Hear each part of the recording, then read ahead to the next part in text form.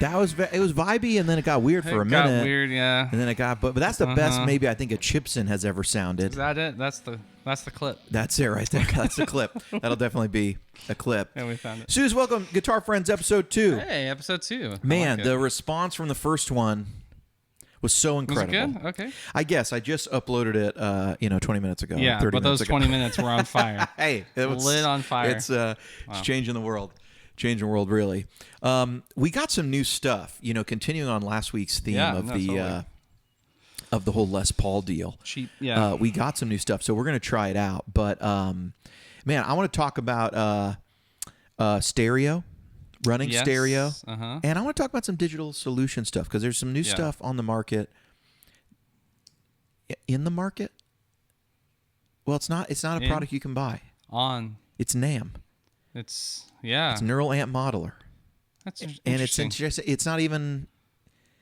You can't even buy it. Right. You can only download it for free. That's a good question. Does the word product carry with it the idea that it's a commodity that you spend money on? Free product? The word commodity has a definition. Oh, which I I don't know. Which is not what we're talking about. Yeah. A commodity would be like corn or cotton. Commodities that you commonly make things from. They can be grown a lot of different places. Yeah, you could use commodity like that, but I just mean if you don't. I would say products, but that's the word It is a product. Yeah. Neural Amp, it's a product. Okay. Anything that's not a service is a product that's like offered from other people, whether free product, whether for profit or not. Yeah, not it's still an a product. Okay. Yeah. Yeah, like Gmail's a product, but it's a free product. Gotcha. Google search is a product. Okay. For sure. Interesting. I guess the stuff I make for free, I have free products on the website. We were 3 minutes into this on a complete rabbit trail tangent, but welcome to the podcast. Welcome to the Guitar Friends. So what you started out on the Chipson? I didn't even tell you to, but we got some new stuff. Yeah. That I want to show you. Yeah. So we played this on episode 1. Yeah. But then you went to town on buying Gibson, or I would say Les Pauls. We have to do it. We're gonna do like a real shootout where it's gonna be like 8 or 9 Les Pauls. Yeah. I don't think any of them will be Gibsons. Maybe one. Yeah. Maybe one. We'll borrow one. But dude, pull up that one behind you. Yeah, I haven't plugged it in. This is a Chinese Chipson. Is that redundant? Well, yeah. Yeah. I think the whole point of calling it a Chipson. Right. So this guy here. That is a 70s Japanese-made Greco super power model. Okay. And so if people don't know, there have been periods of time when American guitar makers didn't make great guitars. Okay. And I'm not sure if you're aware, but in the 70s, this country went through probably the worst manufacturing period in American history. Cars sucked, clothing sucked, shag carpet sucks. The one thing I will say the 70s did really well is that one day I would like to own a home with a recessed living room. You ever see those houses, those old style apartments? Down into them. Yeah. That's a little more of like actually a 50s, 60s thing, but they were definitely still alive in the 70s. It's more of a 50s thing. I don't know why I even associated it with the 70s. So I take back what I said, nothing good out of the 1970s. And this is not a commodity. Except except we're doing great. Except there was actually some really incredible music. Oh, for sure. Yeah. Hendrix Band of Gypsies. Everything Zeppelin did in the 70s.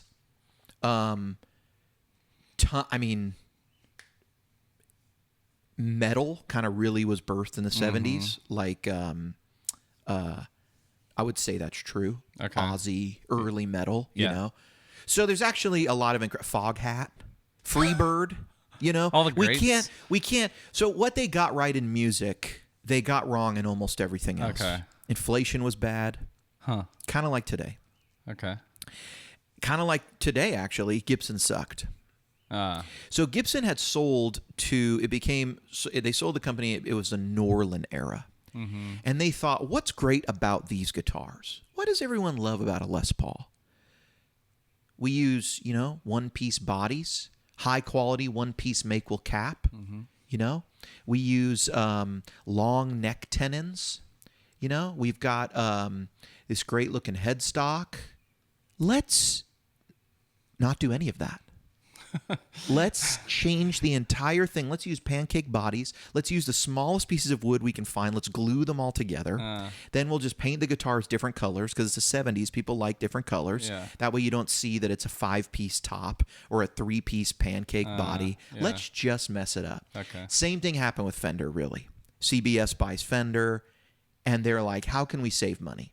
And it's why in the 70s, all the amps and guitars get more and more different over time from their original design. It took a couple years for them to make changes to the process. So it's why if you want an amp that's very much like a blackface Fender, check out the 1968, the very first silver faces. Okay. Very much like it. But the first thing that changes is the speakers. Then other parts start to change in the amps. In the headstocks, or in the guitars, lots of stuff starts changing. They go to, cosmetically, they go to stuff, but all the guitars in the 70s were heavy, ugly, not as good. When I was coming up, really starting to get into guitar in like the 90s, late 90s, when I started looking at guitars for the first time. And then really in the early aughts, man, I wish I had bought some 70s Strats. You couldn't give that stuff away. Really? Norland era Gibsons, nobody wanted them. Oh, funny. And I would say probably what's true about them is there's a lot more dogs than you will find in other eras of manufacturing. Okay. But there's a ton of great guitars. There's good ones too, yeah. And so this is modeled after a 70s model. In 1968, the Gibson Company, then under Norland, decided we're going to make a deluxe, and we're going to put these mini humbuckers in there. That was in 1968. They made the very first ones. And that was the very first change. And by 1969, they're still making a couple of these deluxes the way they make the old 60s Les Pauls. They're mid and early 60s. But by 1970, they full-gone pancake body, larger headstock. So every now and then you can find a deluxe, a Les Paul Deluxe with the mini humbuckers. And it's actually made like the earlier 60s guitars. Okay. But they're very rare. There's one at Carter's right now. Okay. And the price difference is enormous. Yeah. I mean, you'll go from $4,000, $5,000, $6,000 very quickly to 12, 13, 14, 15 grand. Okay. You're going to pay double. Huh. So this is a copy, and so what happened in the later on was Gibson and some other companies started making some import guitars overseas. They started making some Epiphones, and Fender started making some stuff over there. And Japan was a lot like China is now. They had a lot looser IP laws, and so, but I think the difference is China has a ton of like manufacturing expertise around everything. Yeah. You can't make any. If you can make anything in the world, you can make it probably better in China.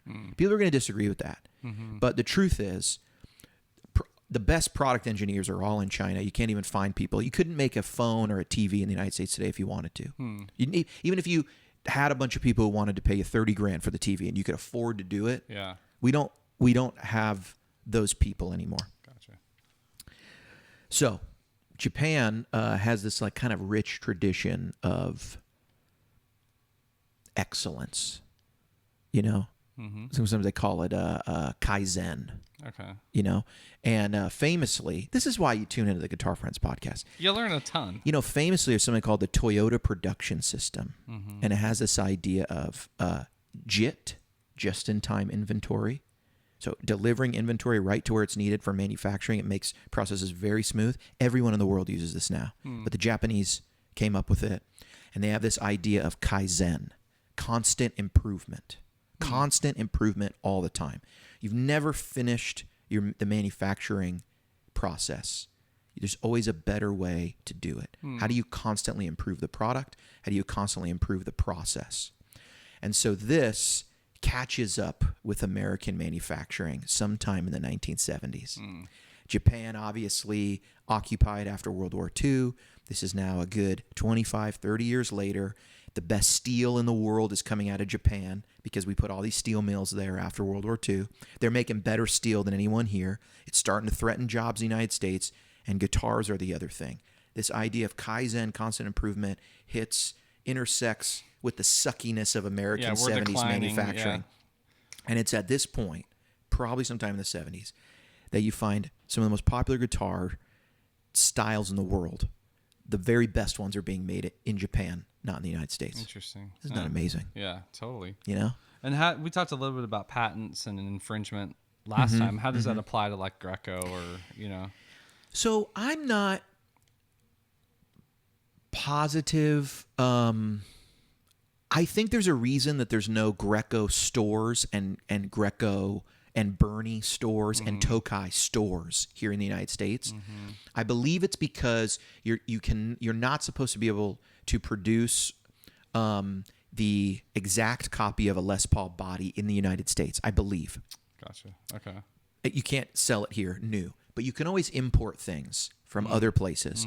So Grecos and these things are allowed to be sold all over the world. They still make Tokais and Grecos and Bernies, Fernandez guitars. All of those are names. Navigator's another one. All of those are names that are on Japanese brands that at one time made Gibsons, or maybe are just coming out of factories that maybe also made Epiphones. That's the lineage. I don't know if the factories are all still in their original form today, actually but operating. Greco still is alive and well. Greco is alive and well, and there's a couple factories. You'll hear people talk about the Fuji Gengaki factory. That's a good factory. The another one was the Matsumoku factory. Both of those factories. And then there's a Fuji Genai and a Fuji something else. And I don't know where any of these are. You know what I mean? Yeah. But they're just these different factories. And sometimes you hear people say, "Oh, the Tokais were made in this factory, and so was that Navigator model." And so you'd think, well, these are probably very similar, even though they're under different brand names. Okay. Fun fact: Stevie Ray Vaughan on the cover. We talked about last week how Slash had a fake Les Paul. Stevie Ray Vaughan was playing a Tokai Les Paul for a while. He was on the cover of one of his records with it, and they had to Photoshop out the name Tokai because he was endorsed by Fender. Yeah. Oh my gosh. Little tidbits of information that you get. It's incredible. There's an incredible. The stories within the guitars are truly remarkable. Anyway, why am I talking so much? Why don't you play this guitar? I love how this plays. I played it for 15 minutes when I walked in, but I never plugged it in until this moment. I did set it up. Okay. Last night, I changed the strings, I lowered the bridge, and I adjusted the neck. Okay. I gave it a little more than a quarter turn. Okay. So that's a pretty significant thing. Sooz, let's hear how these mini hums sound.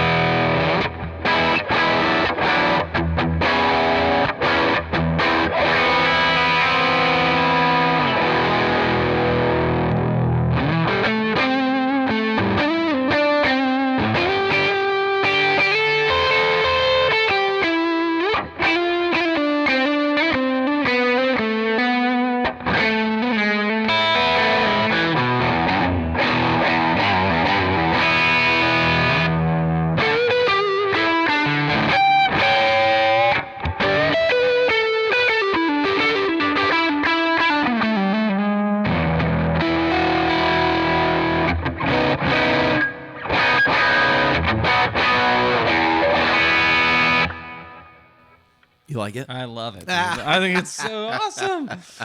Wow. It's cool. It's cool looking. I actually like that it goes after the 70s aesthetic with that larger headstock. Yeah, totally. You know, and when you say pancake body, I was going to ask you, what is that we're referring to? So I guess the pancake body is previously there had been a solid wood top. Okay. Nobody really, you don't usually put solid wood, one-piece wood top on a Les Paul. Okay. Because think of how the bursts look. They have a seam down the middle, and then it's spread, right? Yeah. So that's a book matched top. So usually the top on a Les Paul would be a two-piece. Sometimes there's one piece. The back, if you look at the back of that guitar real quick. This one? So how many pieces of wood do you see? Well, it looks like one's right here. Let me see that. Like aim that right there. Yeah, that could be. Right here. And then look up at the headstock. Oh yeah, you got these lines coming up. Yeah. Well, not the Is that what you're talking about? Flip that. Hand me that retro sound. Yeah. So these are sometimes called wings or something. You know what? He didn't do it on here. Okay, so typically a neck on a Les Paul will be one piece all the way through to the headstock, except the widest parts of the headstock will actually be two other pieces of wood grafted on. Oh, okay. Because the headstock piece won't actually be too much wider than the neck. So they'll add on these two little pieces. To make the shape, yeah. Exactly. So even on a one-piece neck. So you can definitely make it differently.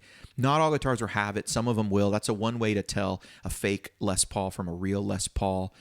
Real ones will have that. So on a pancake and on a top or on a body, you would take two halves of the guitar and put them together like this and have a seam in the middle, or you'd put three like that. Well, gotcha. Gibson, for whatever reason, switched to this manufacturing style of making like a Les Paul piece, but they were thinner. So they're sandwiching them on top of each other like a stack of pancakes to get the thickness of the wood. So a lot of times you can look at the side of the guitar on a pancake body, which this is not, and that does not appear to be. And you can see a seam that runs through the whole thing. I gotcha. Okay. They would almost be like a thinner Les Paul Jr. or a Melody Maker body, like glued together to make the thicker. And they added more guitar. Yeah. And so a lot of people just think that's not going to resonate as well. I gotcha. Okay. But it's food for thought, man, because to be honest, the world is mostly out of good wood. If you look at old trees, and this is why they think all the old wood is better, we didn't use as much fertilizer. So like the trees, the mahogany, that was coming out of Madagascar or Honduras or Brazil, in the 60s, 70s, 80s, we're chopping these trees down. These trees are hundreds, maybe thousands of years old. They grew slow and they were dense. Yeah. And so if you chopped the tree, you could look at the lines, the rings, and see how old the tree was. You could see it's super old. Now on these tree farms, they use a lot of fertilizer. The tree is the same size, but you look at the lines and you realize the tree is growing 5 times faster than it normally would. So it's young, because we have figured out how to make trees grow fast because we need wood now. And that's great to build a house out of, I guess. Right. But for tone woods, I don't know. But if you subscribe to Jim Lill, tone woods are alive. It doesn't matter. So what is anything about it anymore? You can just string guitar strings from a plank to a tabletop and it will sound like a guitar. 100%. So I dig that Les Paul. What do you think? I think it's killer, man. It's probably my favorite of the ones that just came in. Yeah. I mean, I don't know. Maybe more than the retro sound.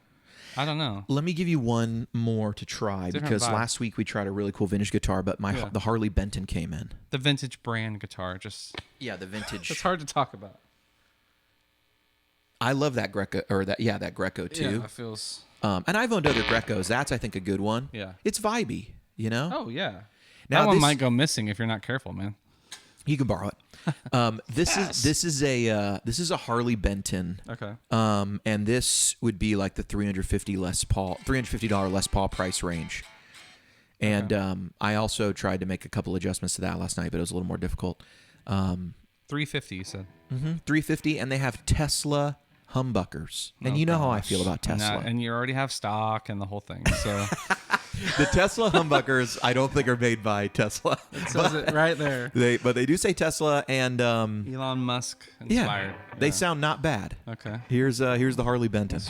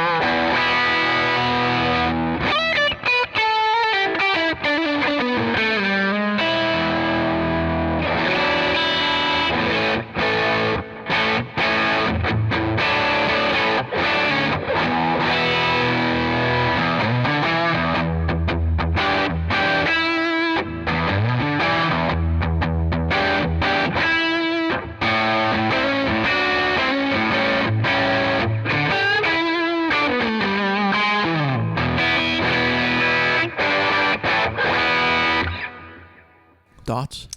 It's a little tougher to play. It's definitely set up higher, and I couldn't find the wrench to fit in there. Okay. It's a different size. The neck is also smaller. Thin, yeah. And I like a bigger neck. I mean, Me too. I love the retro sound neck, wherever that is.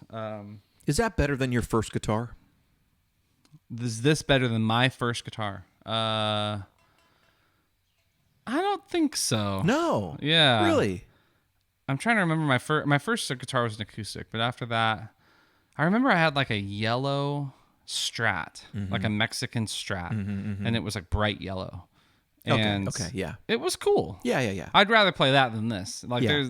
there's a little bit of things to overcome on this. Yeah, You know? yeah. That I don't feel like on these, Yeah. you know, the Greco and the... I'll lower the action there. We'll have to come back to it when we do the actual vintage- shootout. Yeah, when we do a shootout, it'll be Well, interesting. definitely this you know? guitar has higher action, and the neck is not my preference either. It's a little on the thinner side, but I think with lower action, you could get lost in that. The I actually frets think are enormous too. they're They're larger. huge. Yeah. I actually think those humbuckers sound pretty decent. Yeah. You know? No complaints on the Yeah. sound of it. It was more playing, I noticed. But, Yeah. I would say it's more balanced. The pickups are more balanced than the Greco was. I felt a big jump when I went to the neck on that. Yeah, and I even adjusted that already. It's low, yeah. Yeah. So this seemed pretty like, you know, middle position was great. And Yeah. kind of all over. But yeah, it's cool. I mean, I think if this is a competitor with a vintage brand, it's like no contest. So If the it's- vintage is twice the price. Oh, that's the 600. The Chipson was the cheap. Yeah. This or the Chibson. For sure, this. For sure, Yeah. the Harley Benton is way better than the 100%. Chibson. Oh yeah. I would say. Yeah. Now, if someone said, "Oh, the neck profile I prefer on the Chips," I mean that's just like a Personal subjective preference. thing. Yeah, totally. But Yeah. in terms of the sounds of the pickups, these are not microphonic like the Chibson. Oh, you see the angle on that the hilts or whatever? Does it look familiar? And that's not a It's a little different. No, that's a yeah. Yeah. That's because remember we talked about these guitars. I think are made in the same factory, Oh, the I same see. spec kind of design. That body's a little different. It's but not quite the Look at the same, headstock. yeah. Look at the headstock. Look at that shape. It's the exact same shape. What a strange, interesting. you know? Well, that one's the Tone Junkie model, so it's Right, It's this is got the a cool, Tone it's Junkie been custom upgraded. model. Yeah, hard to get those. Yeah, this is cool. It's cool, right? Can I hear it like on a cleaner sound? Yeah. What profile is that, by the way? This is the new Bad Cats. It's yeah. the Bad Cat C30 for Kemper. It's the version 2. Okay. And I'm not sure if I put these out yet. Okay. By the time this is I out, love I'm not that sure amp, if this though. is out. It's that amp. I don't know if the camera Yeah, can it's see this that. but amp yeah. right here. You Okay. can see it. I still have 2 great Samson Air amps right here. Do you just like how they look up there? You just like staring at them? Yeah, I like a little tower of tone to be next to me here. What's it's that fun. trademark? Tower of Tone. Yeah. This is cleaner. This is here. cleaner.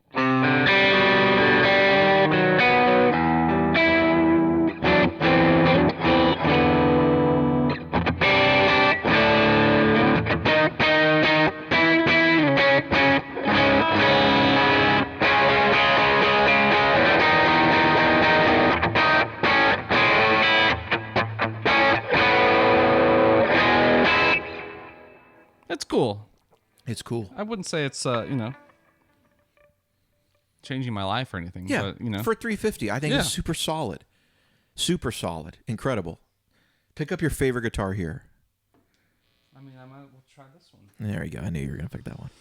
I don't know. There's something. Okay, we'll talk about this. There's something when a guitar meets the bare minimum, like the requirements of being a guitar, and it feels fine. Yeah. And then there's a intangible, and this is for like me or you. Everyone's different. Like when you feel like you can express yourself on a guitar, that's so hard to put into words. But like Yes. I can feel it right away when I feel like I'm not myself, or I'm like I'm not comfortable, or I feel like I'm like a stranger in my own skin, kind of thing when playing. Yeah. Versus like I don't have to think about the instrument. Is that fit? Is that finish? Is that setup? Is that I don't really know. It's just kind of It's all of those things, but I'll tell you the experience I had with that. I pulled that out and was disappointed. And I thought, well, and then because I didn't enjoy playing it as much, yeah. the action was a little too high. I took I said, let me give this a little attention. And my take on the guitar was, it doesn't play nice. It doesn't feel like it rings. It's just not good. And the pickups are very misbalanced. I was like, I'm going to have to sell this. But I thought, let me just set it up because I wanted to get all these guitars kind of set up better for you to check them out today. So put my strings on it, lowered the action, top wrapped the bridge to try to get a little more of a slinky feel. That's the other thing I felt. It felt stiff to me. Oh. And so pro tip, if you want to change the slinkiness of your Les Paul, you might go to top wrap. That angle being different can change the slinkiness. And so basically it changed my opinion of the guitar completely.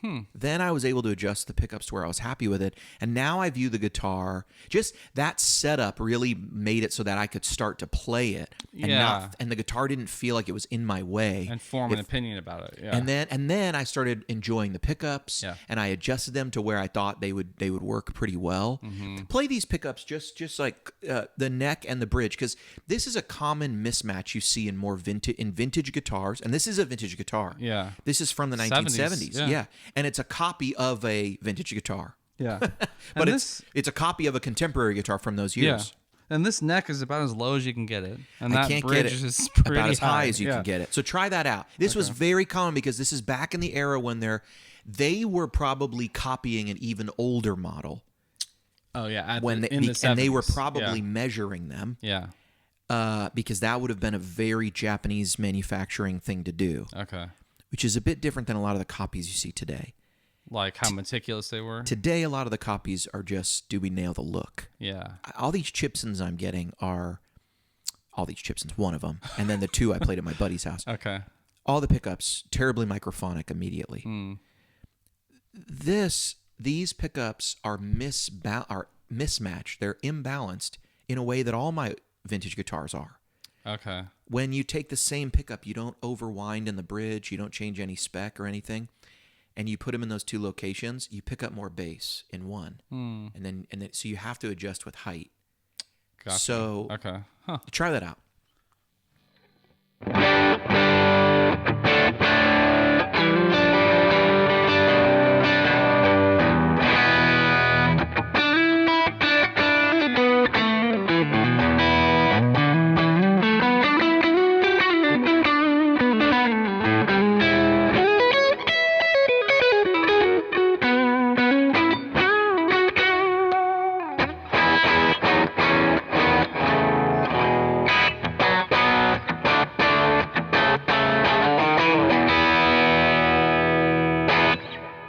You gave a little smile there. Did you like it? Oh, dude, yeah.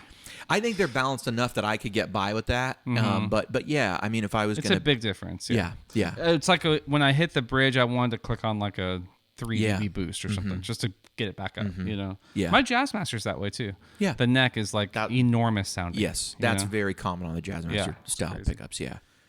Which is why I like the Ristrettos better than Jazzmaster pickups. In other news, I will now be taking all my guitars to you to get set up. If this was a dog when you got it and you set it plays great, dude. Could you make the chips in Look, this is the secret. Buy one of these Gibson little pocket knife things. Okay. It has all the tools you need on a guitar. This will adjust a truss rod. Okay. Give a little quarter turn. It has several little Allen wrenches. So did you adjust this truss rod? Uh-huh. Oh, okay. I just gave it about a quarter turn to get it lower, to pull the strings down. Okay. You can only do that if the frets are in good shape and the guitar is level. If you pull it down and you start fretting out in some spots and others, that's a sign that you have to address the frets. They're not on a flat enough plane, but if they're flat enough, you can pull the neck down pretty low. Okay. And as low as that is. And those are, just elixirs. Tens, yeah. Love it, dude. Yeah. It's great, man. Yeah. I might give Trini a little adjustment soon. Oh, yeah. It needs it. Yeah. It needs it. Just a slight little turn on the neck there. But I might just take it to Glacier. Right. I don't like touching old valuable guitars. That guitar's worth like $12,000. Yeah. Maybe have them do it. Yeah. They probably love working on that thing. Yeah, they'll probably look at it too and be like, we could play in the frets, we could play in the board, and right. They'll probably want to give it more love. Yeah, make it the best it can be. Yeah, for sure. I think it can be really good. Should we talk about stereo? Yeah, dude. So this question came up in the Facebook group, and it sparked a little discussion that I thought was an interesting one. And you're working on a record right now, and so it's kind of a relevant discussion of what you're dealing with, what I've dealt with as guitar players. How do we utilize stereo, especially worship guitar players, especially worship guitar players where we really like these big stereo effects. We often will try to use ping-ponging delays and just have a big stereo field. What thoughts on that? Yeah, I mean, the first one is when I listen to the albums that I love, I listen to Elevation or Bethel or Hillsong, I hear this wall of sound from the guitars, and I'm like instantly like in love, like, oh man, that's killer. I want to. So then I go to my rig, and I try to just turn everything up, like, get all the delay and all the reverb and stereo, like just, and I try to do it basically. This is like, oversimplifying. I try to make that wall of sound with one guitar, just like fill it all up, And so that's kind of the journey I've been on with recording. Let me ask you a question though. As a music director, you download the multi-tracks. Yeah. How many, not just guitar tracks, how many total tracks in one of those multi-track songs are there? It's usually like 15 to 20, maybe more sometimes, Yeah, we were talking a little bit about guitar tracks from that because I try to reverse engineer a lot of that stuff. So I'll go listen to like, a Phil Wickham multi-track or like a Bethel multi-track. Like, what are the guitars actually doing? This is how I make the presets, like listen to the guitar tones. And I've learned a lot by doing that. A lot of them are not super wide and super stereo on their own. It's a mixture of multiple guitars playing together. Yeah. And a lot of times you'll get a stereo wave, from the multi-tracks, and you can tell it's two guitar takes with probably different guitars set totally differently, and it's delivered as one stereo file, So it's like, ooh, stereo guitars. It's like, those are mono guitars, hard pans, and so it's a double track guitar. Totally. And pan, and each one has its own delay and reverb on its side. And that creates in your ears this like wideness and spread that is not coming from one guitar with stereo effects, And so it's caused me to rethink like how I think about layering guitars. It's totally different if I'm the only guitar player on stage. Yeah. And it's my job to fill up whatever, but as I'm sitting there going, okay, now sky's the limit on muting stuff, replacing stuff. Like we're listening back to like a live event that we just did. Yeah, it's really starting to mess with my brain. Are you trying to keep the guitars that you did live that night, or are you just redubbing everything? We will probably keep a lot of them because those were signature parts or things that, we did a good amount of rehearsals leading up to it. So I'll just tell you, I have done 3 live recordings. Every one of them, the live recording that night, has been we've created a glorified click track with audience noise. Oh, it's like you keep the audience and dump the rest. And then pretty much everything else. Now, in one of them, we did keep all the drums. Okay. And that's a tough one to get rid of, like in the room mics and everything. Of course. Like yeah. And you can trigger other drum sounds if you want to, replace drums and stuff. You can do all that. But But, we went back and redid all the guitars. The vocalists redid all their vocals. Yeah. And you're just pretty much keeping the audience noise. That's how I've done it every time. That's interesting. Yeah. We did a live EP with Fellowship Songs, our artists, I guess, out of our church. That was all acoustic, piano, cello, and that all of it's original. Like all the electrics on there, I didn't replace anything. Yeah, that's cool. Because it was stripped and because it was like so exposed. Right. It was like, A, good luck trying to replace all that and keep the rooms and keep the whatever. Right. But B, it was also like there was a, I met with Brian Carl one day. We had coffee from Passion, and talked to him about their records. And he said something that shocked me. He said, dude, the Passion records, the arena tours, all that, he's like 100% night of, no overdubs. Yeah. I was like, wait, you guys nailed all of that Yeah. night and did. Yeah. I would have thought the same Yeah. thing. Like they just went through. Yeah, and that's their job though too. And that, yeah, they're so You know what I mean? comfortable Like, and at home and the whole thing. But, I asked them about it. I said, I mean, aren't there times where it could be cool to do overdubs or whatever? And they said that their ethic on that, or their, perspective on that is that was the night. Like that, what we want to capture was what was sung, what was played, what people reacted to in the room.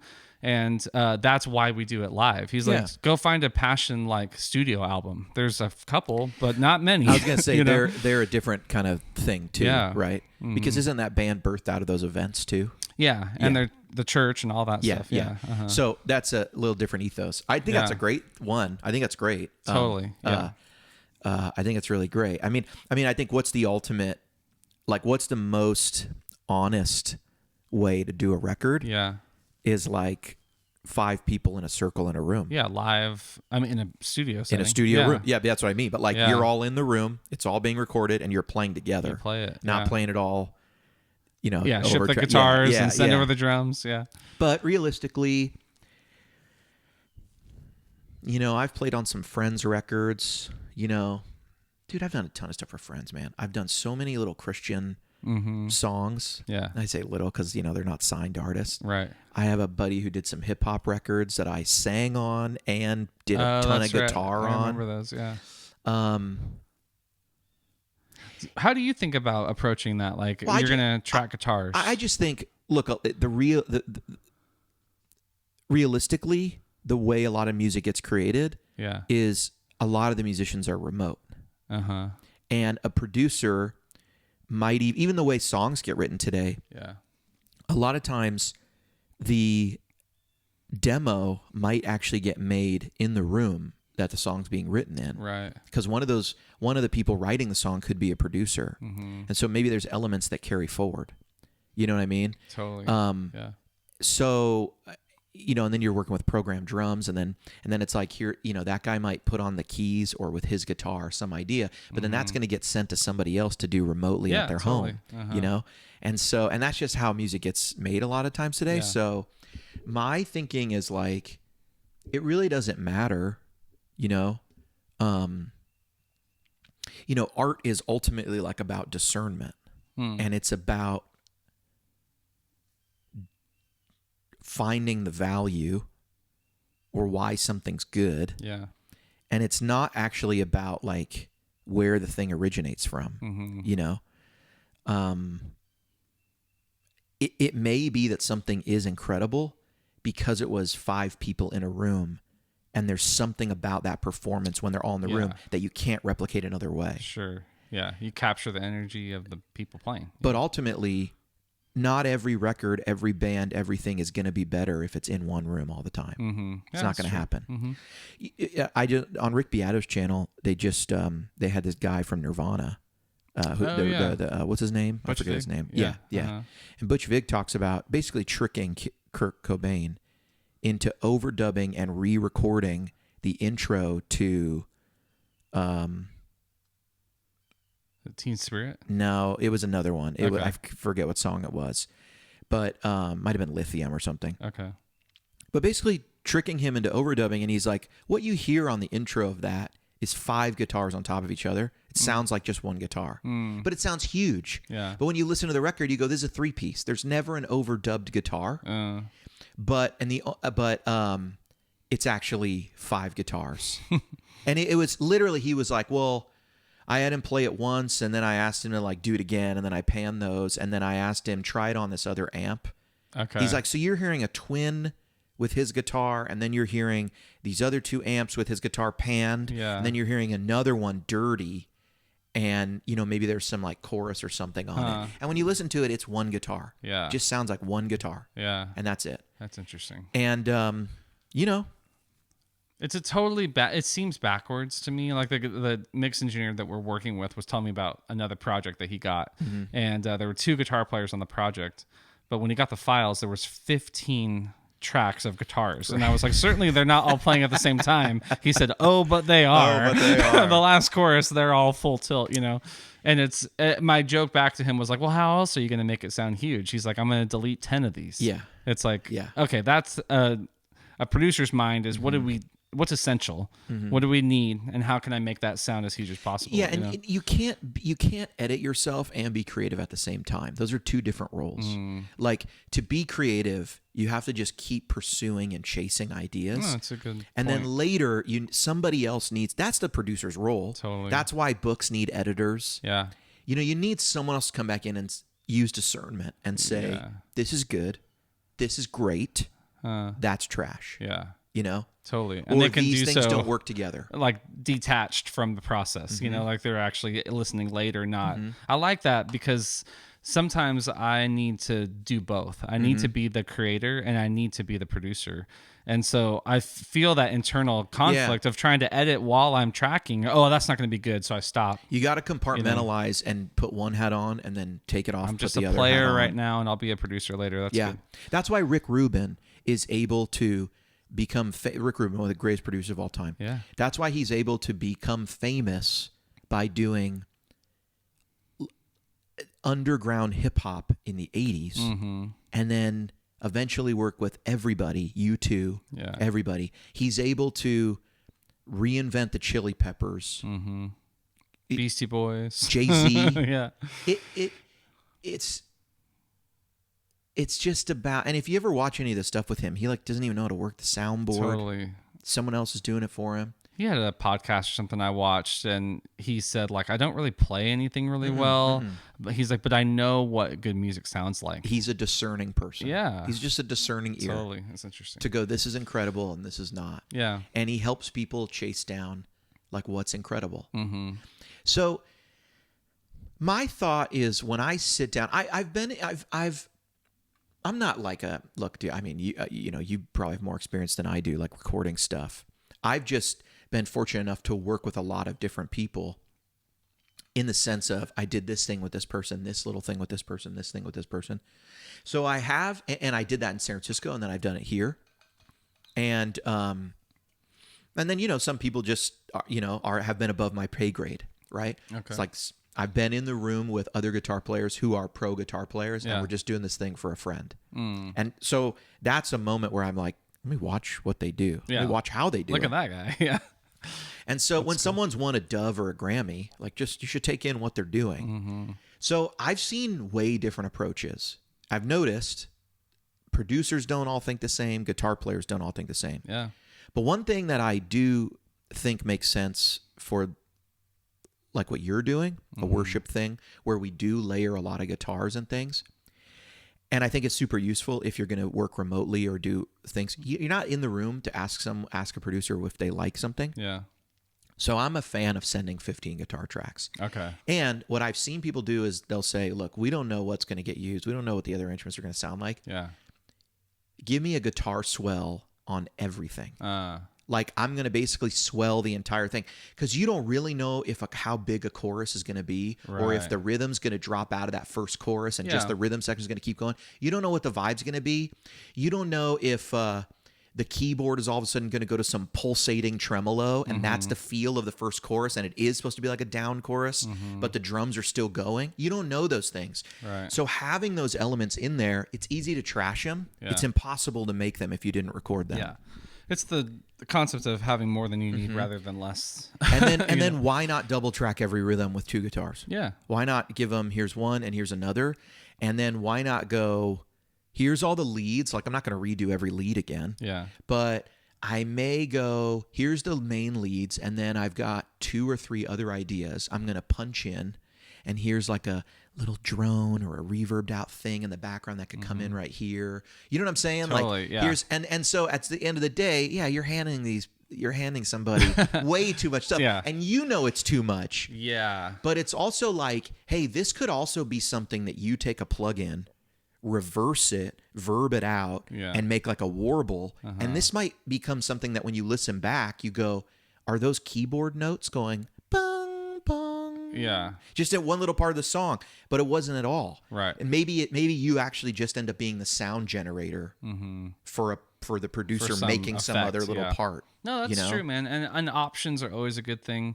Someone's got to pare it down eventually, which is coming down to this guy saying, now it's my job to mute or alter tones or whatever. And the making music that way is, cool in that sense.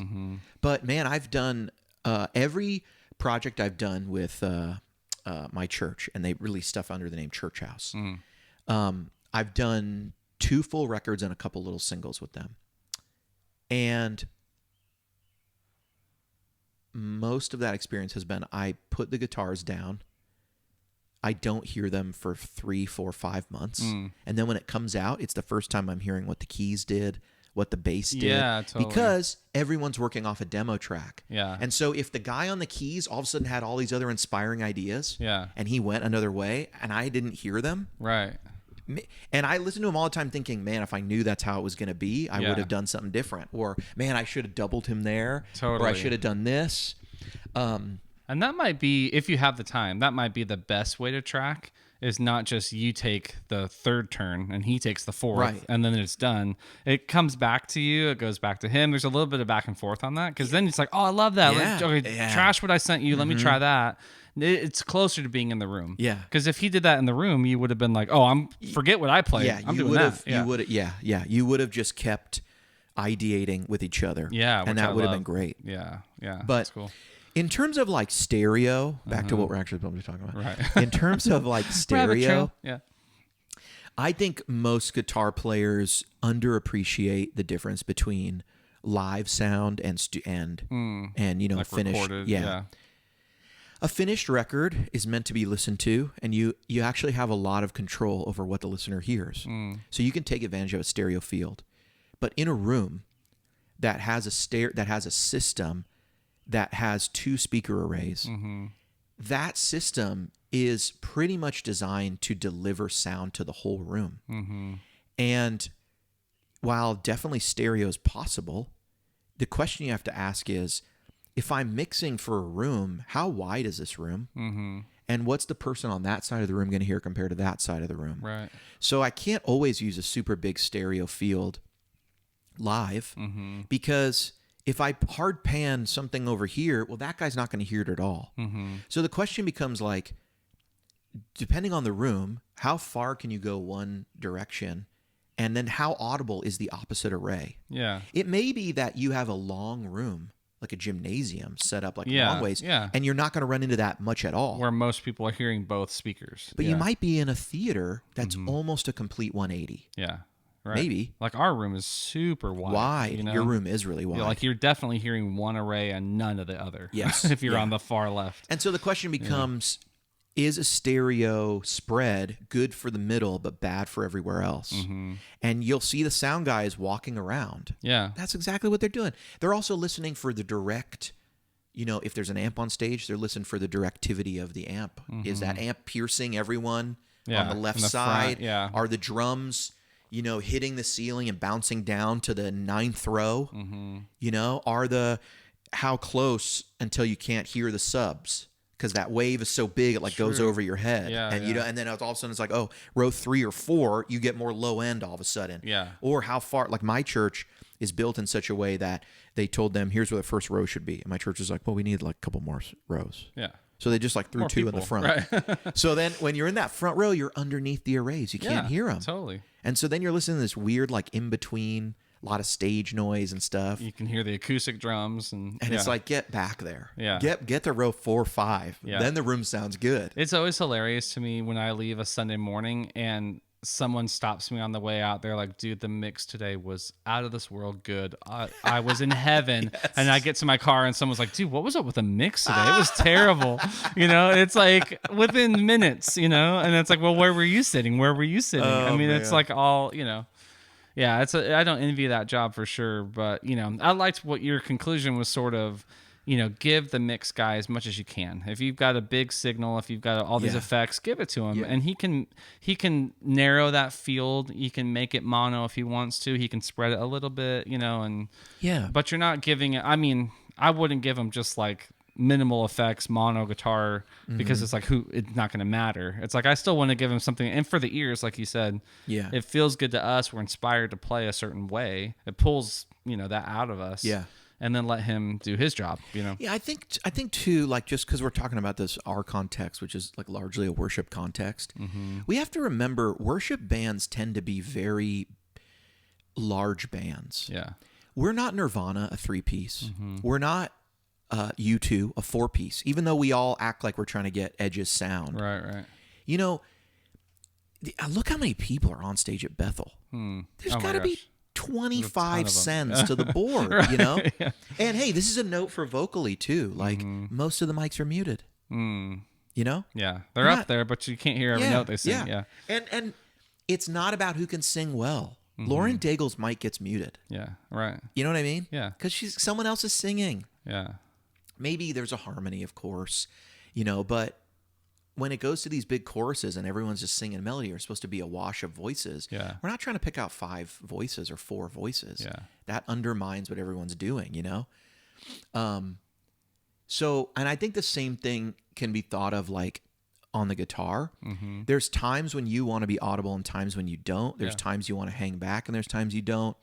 You're not the Edge. You're not the only guitar usually. And even if you are the only guitar, who are you competing with? The keyboard sounds like the guitar when the guitar puts on a bunch of effects and the keyboard isn't playing a piano. Right. They're both like playing the same sounds. Yeah. There's always all this weird whooshing and everything, right? It's the same. It becomes the same instrument, really. Yeah, totally. How many times do you do pad like swells on a Sunday? All the time. Yeah. That's right. You know, that's I mean, I guess we're imitating strings or like synth strings, but so are they. So are the keys. Totally, like that used to be on. So, and then how many times are we, you know, doing a vocal line that is supposed to come out? So like complete opposite. Like we're trying to be underneath and then on top. And then and that's fine. We can have these like big bouncy things and all this like nuance. But at the end of the day, like go listen to a rock record. If there's 2 guitars, they're panned. Yeah, totally. So like what's the stereo image? Right. Look at like what you just said. It's 2 guitars panned with different delays and reverb. So the stereo image you listen to, I just am a believer that like stereo image is great. Like, but it's on a record, it's multiple instruments. Yeah. Creating space. Totally. In your guitar effects, if you're a 4-piece, it's great. If you're a 3-piece, it's great. When you start to be a 9-piece, you got to ask yourself, how wide am I allowed to be? Yeah, and pick your moments and pick your tones to add, not just be there because you need to play something. The hook on Reckless Love needs to get mid-rangey and crammed in the middle of that mix. Totally. It doesn't need any nuance. Yeah. It's meant to be the thing. Playing, you know, especially coming out of like the big bridge or whatever. Right. You know, it's not meant. So that's where I go. And it's impactful because it's got to be, you want to be in a different space than you were right before it. And like sound is about space. Yeah. Like this is like really, right? We're getting meta. But what's the point of sound? Like what's the point of hearing? Yeah. What's the point? To know where you are or to experience things around you. Yeah, or, so you a know. panther doesn't jump out of the bush and kill you, right? And like not hearing the rustle in the bush behind you is like very detrimental if you find yourself in the wrong situation. So like it's all survival. It's all survival. So like I'm just saying the point of the sound is to give you a location compared to other stuff or to experience where something is. Yeah. So you want to use stereo for sure. Yeah. But I also need my instrument to sometimes be over there and then be over here and then sometimes be over here. Yeah. And forward and back too. Like we've heard like reverb is 3D panning, right? You know? And that's true. I think that's true. EQ is that also probably. So, yeah. You know? Yeah, how present something is. Same part, same take, but you can place it where you want it. Yeah. Yeah, it's interesting. I mean, when we play 2 guitars on a Sunday, we're usually both stereo, and we're both. I should ask my sound guy, how do you utilize? You know, that's a great conversation between a guitar player and a front of house guy. Yeah, it's like, how's my guitar for you? Like, how's it? Yeah. Where are you placing it? How are you using it? Like, if John and I play together, it's like, is he like hard left, hard? You know, am I right? Like, or is it a mix of both or whatever? You know, so just understanding, I think, would help me set up tones better. Yeah. So. Also, like when I play with somebody else, when I'm on rhythm, some of my delay comes off. Oh, totally. Yeah. right? I finally made a Sooze template, the dry version. Yeah, because I kept giving all the guitar players that want. He just set up tones for me. I don't want to bring my stuff. Just let me play yours. I would give him the same template I was using, but just different amps. And then it dawned on me. I was like, wait, our effects are identical. Like we basically sound like carbon copies of each other. Yes. And it's too much. Then I started, resaving new patches, pretending like I was put on a different hat, like I'm a rhythm guy now. And I set up those. I should make those available, by the way. Those Sooze dry. Yeah. But it's when I'm not playing the big washy thing, these are the tones I use. And so 100%. It works way better. Oh my gosh. I have mine set up where it's 2 delays in series. Is almost always how I set my delays up. And so I take away the second one. Yeah. And that second one is what gives a lot of the extra longer repeats. Totally. And then that feeds into my verb. Yeah. So I tend to go to the less verby sound. Yeah. And then on the Kemper, I click off that delay and I go, here's my rhythm sound. Yeah. And the only difference between that and like my lead sound is another delay and more verb. Yeah. Is my lead totally. sound. So, yeah, that's just. And there's a little delay in verb on those. Of course. Dry, quote unquote dry sounds. Yeah. It's still worship. Right. It's still yeah. worship. Yeah. We're not like a jazz trio. Yeah. It's still worship. Yeah. So let me ask you a question. Can you see yourself ever playing a laptop on stage? Yes. Yeah. That's a short answer. Like ever see myself possible? I mean, sure. That's not what I thought you were going to say. There was one thing you said in passing one time about the Kemper. You're like, it's basically a computer. Oh, interesting. So am I already playing like a computer? Yeah, but you're not playing one that like. I also do like my email on. Yeah. Like surf the web. Yeah. Yeah, one that dings at you when someone texts you or something. Right. We had a guitar player play his laptop as his rig in our Franklin campus. What was he running? He was running. Like guitar rig. It was something. Main stage effects, like yellow delay or like the green overdrive or whatever, into some sort of like IR situation, and he had a MIDI controller that looked like a pedal board or like a Kemper stage or something. Yeah. And all it did was tell Logic what to turn on and off, and he had all the channels set up and everything. So it was cool. I mean, where did he put the laptop? Right at his feet. So the floorboard was at his feet and the laptop was next to it, so he could see what patch he was on. And so now we got a laptop on the ground too. Dude, the biggest thing was latency. Was that it wasn't completely immediate, you know, and because it's not a dedicated chipset. Try as you might, it's doing other things. Yeah, right? it's a little latent. So that is the tough part. If you're gonna take like just your MacBook, is like it's set up to like go check your email, to like get an update. Oh yeah. As soon as it gets an internet connection, it wants to do 1,000 things that you've given it permission for. Yeah, it's all the things that makes your life easy normally. Yeah, and then all of a sudden it's trying to call up things and.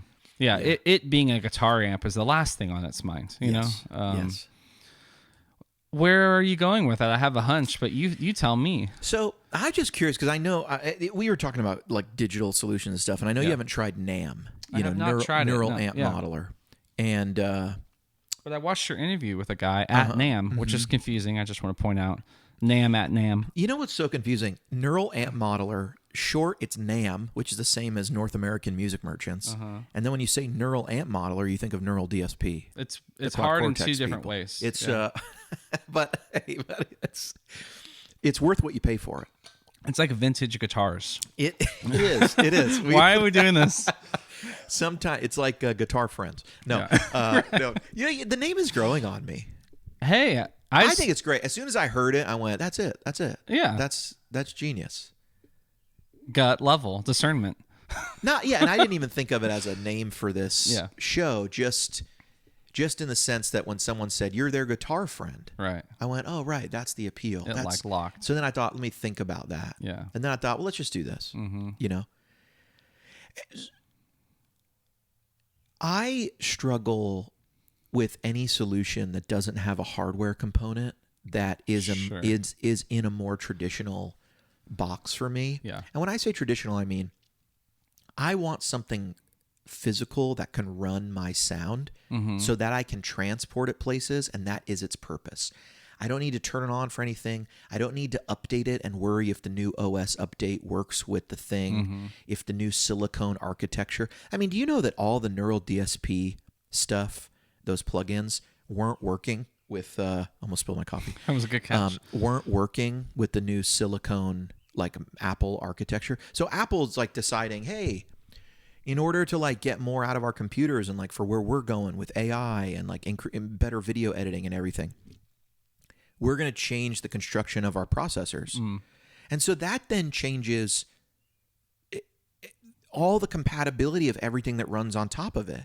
You know, it's not one generation to the next. It's like this is different construction New completely. Tech. Yeah. And now you need to make sure that your software is compatible with this change we made. Is it like the M1 chip when they went to that? It was like stuff in Logic stopped working. You know? Exactly. It's exactly like that. That's and then they've got to patch it. And so you go through this update and all of a sudden you're like, my stuff doesn't work anymore. My stuff that did work doesn't work anymore. And that is a problem that happens in computers that I appreciate does not happen in analog pedals, and I don't want it to happen in digital stuff. I've never once updated my Timmy overdrive, you know? It just works. How pissed off would you be if Kemper made an update and every delay and reverb was all of a sudden different? All of your saved sounds were now way different. Can't use them, yeah. You'd be like, what the? 7 out of 10 That happens with Axe Effects, by the way. Really? Yeah, I'm going to throw shade at Axe Effects for a minute. Oh, it's not the first time. It's not the only time, but they've done it several times where they've changed things. And I don't know. People get mad at me when I say anything about Axe, but Neural DSP did it too with that stupid compressor change they made. Oh, I didn't see that. Well, so they did. It was the compressor that I use, and then it shifted. Everyone just went and used another compressor because they weren't quick about fixing the problem. So everyone just replaced their compressors. But all of a sudden, I pick up one of my patches, and it's super squashed. Yeah. And I'm like, what the heck? Yeah. I never play with anything like this. Okay. They just changed that model. So all of a sudden, the unit's running a different like thing, or the settings are down. I'm just like, don't break my stuff. Yeah, you need it to always be backwards compatible, like with there's hundreds of patches. Yeah, like, and I'm sure it's mostly not intentional. They don't mean to do it.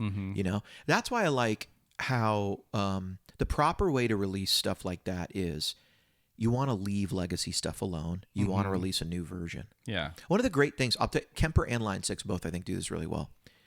Kemper, when they redid all their delays and reverbs, they said, hey, all the old stuff is one algorithm. It's right here. It's untouched. Right. Here's all the new stuff. Yeah. Line 6 did a really great thing. When they realized that the mouse overdrive in the Helix was broken. So what they had done, they had modeled an old rat. Yeah. And then somewhere, I've heard this story online a couple different ways, but somewhere someone at Line 6 discovered that the pedal they had modeled was like broken, like a cap had blown up or whatever. They were like, this thing is not functioning like really correctly. Yeah. So let's fix it. So they fixed the pedal. Then the question becomes, do we go back, redo it, fix it, and break everyone's use of it? Oh, right. And I don't know if it meant it was going to have more gain or less gain, or the filter values were completely different now. Yeah. So instead they said, hey, we're going to re-release this. The old one's staying as it is. We'll release this new one. We fixed it. It's called the Ratatouille. You're right. There you go. Now you have, here's the old one that you might be used to. Funny story with it. And then here's the new one, and it's accurate. Which changes none of the past. Nothing. You can go use it if you want it, or you don't have to. Totally. That's a respect for user tone right there, you know? NAMM. NAMM. So NAMM is interesting to me because there's such a passionate group around it, and it is really cool, and it is accurate. Yeah. It's accurate if you capture the amps direct and use IRs. It's not really accurate when you use amp and cab. Here's a bunch of other people are going to be in the comments getting upset with me. Yeah. Well, I got it and it was close enough. Okay, but listen, everything's close enough. So you mean shoot an IR of the amp?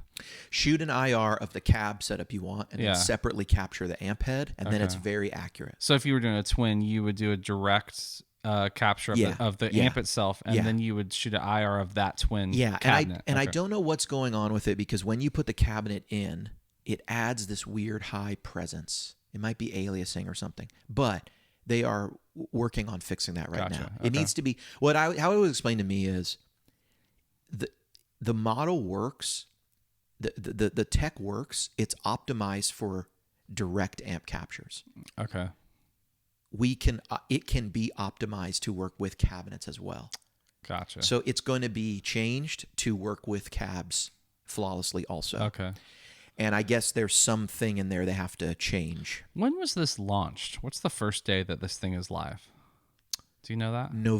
This last November, Okay. I think, or maybe it was sometime this So summer. we're like at 6 months in. Basically. Okay. Steve made it in 2018, I think he said. It's in the interview I did with him, but he said he made it in, I think it was 2018. Okay. Used it and then put it down.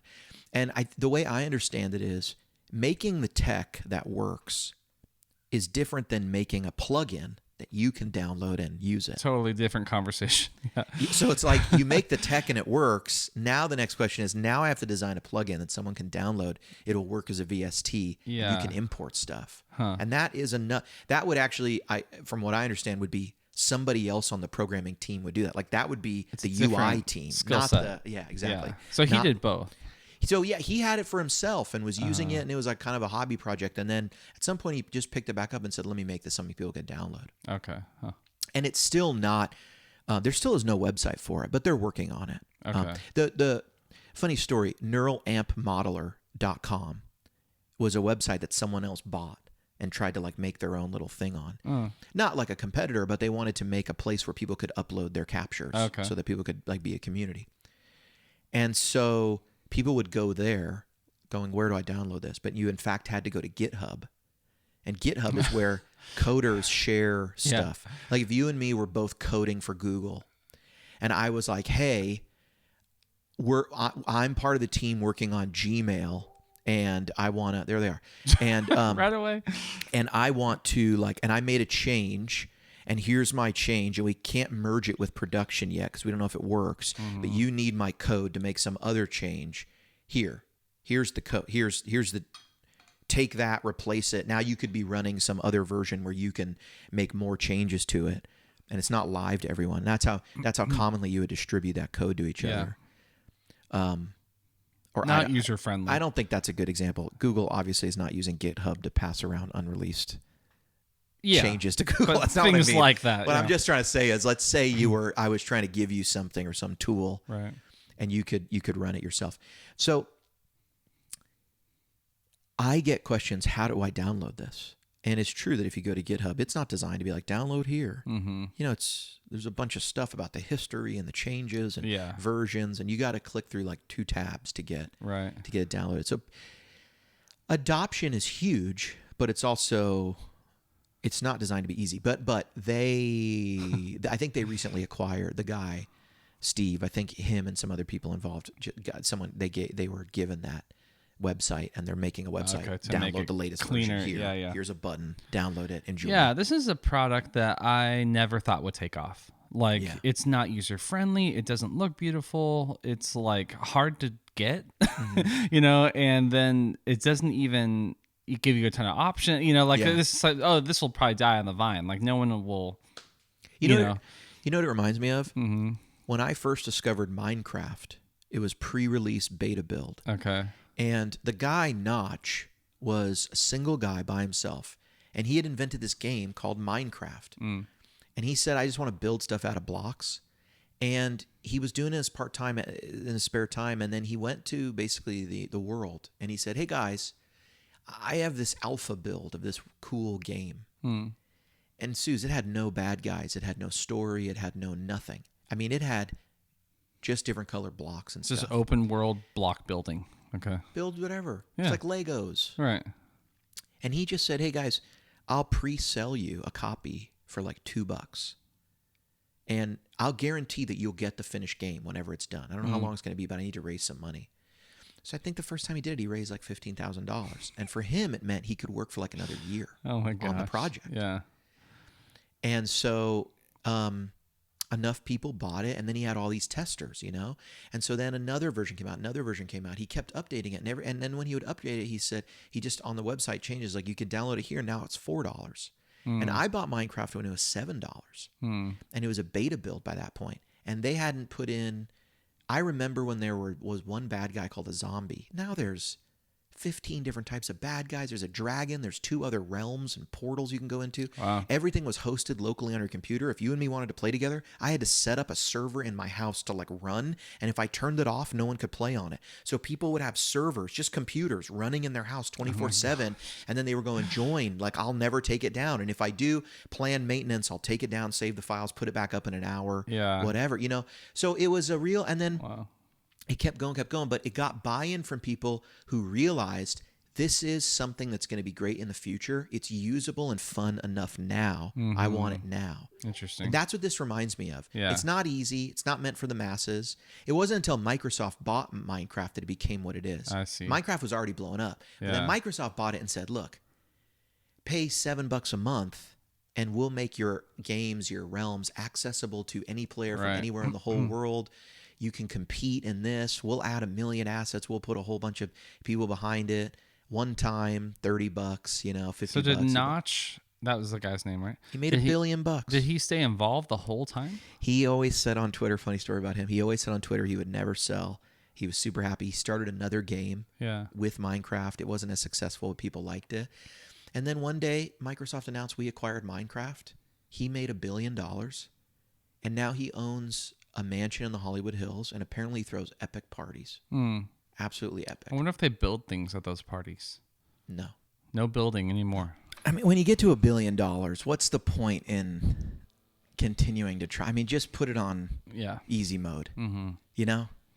I do know. You could just throw it in a bank. You make all the money you need in the world. I mean, just throw it in real estate, invest some company. You can't. Was that open source? No. So Steve. No, and this is open source too, which is like, there's another thing. Is it the money motive here is just not really there. Steve's a scientist. You know what I mean? I love it so much. It's not. I got the vibe from him. He's a guy doing the things that he is into. Yeah. And so he made this cool thing.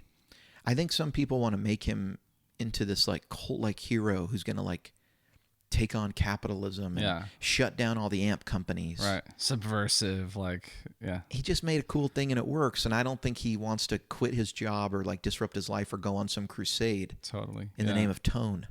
I mean, he's like as much as we want him to. Guitar player made a really cool thing. Yeah, it's like so if you watch all the interviews with him, you never get any of these like everyone's going out of business, like everyone, like it's free for nobody is ever gonna, and that's why I actually think it's been good. My interview and another interview he did after that, I've noticed a lot of the like anti-selling has dried up. There are a lot of people I think who felt like no one should make money off this, but Steve's thing is like, no, like companies should use this. Yeah. And people just are understanding that more now. I think they get it. Cool now. with it. Yeah. I think they're starting to get it. And there'll always be free stuff. There's always going to be free stuff, of course. Yeah. And someone hopefully will take this and put it into a hardware version. Like I'd love to see something that runs VSTs. Right. How come we don't have a board that just runs VSTs like a DAW? Oh, interesting. Because then I could use Helix Native in it. Yeah. Then I could use. I've often thought like the Valhalla reverbs and delays, like plugins would be great on a pedal board. Like the algorithms, they sound amazing. Yeah. Like if there was a pedal that just played those, like that'd be awesome. Yeah, I wish someone would just make a laptop or a computer that was like Intel and all it did was run some version of like a DAW. It just ran VSTs. And there's just some screen, or you just connect it to it on your iPad and then you could control it. We'll have John 2 make it. Yeah. I mean, that seems like the solution. Yeah. You could run anything on it. Anything that's a VST, you could run on it. Like you could run the Neural DSP plugins. You could run Helix Native. You could run whatever you want. Oh, interesting. The birds are chirping. It's so tranquil. We've solved all the world's problems. I guess so. Episode 2. I hope so. Episode 2. I think it's in the books. Yeah, maybe we're all just gonna play computers one day. In stereo, possibly, in ultra wide stereo fields. Sooze, play us out. I've been HW. Next video or next episode here. I think John 2 needs to come over, and we need to have the big Les Paul shootout. Oh, I love it. And we need to just all sit in a circle here, play all these Les Pauls, and figure out what the best one is. And how far the cheap ones are away. You know, are they far? Yeah. Are they close? Yeah. That's what I'm interested in. Is there some way we should rank these things, like worth it, not worth it, lives up to the price, like bang for buck, worth it? We got to get on that and make it easy. Yeah. This is 6 cheeseburgers good. Yeah, like we got to rank things, I think, in terms of value. Right. Because it's like, if this $600 guitar blows away a $1,200 guitar, that's a higher score.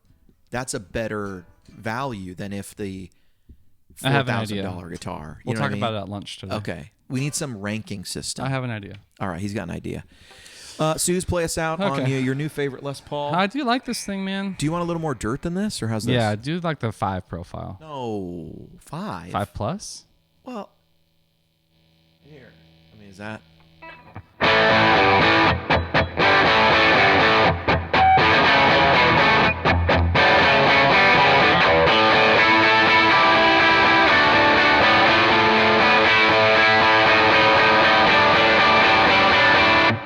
I have no regrets.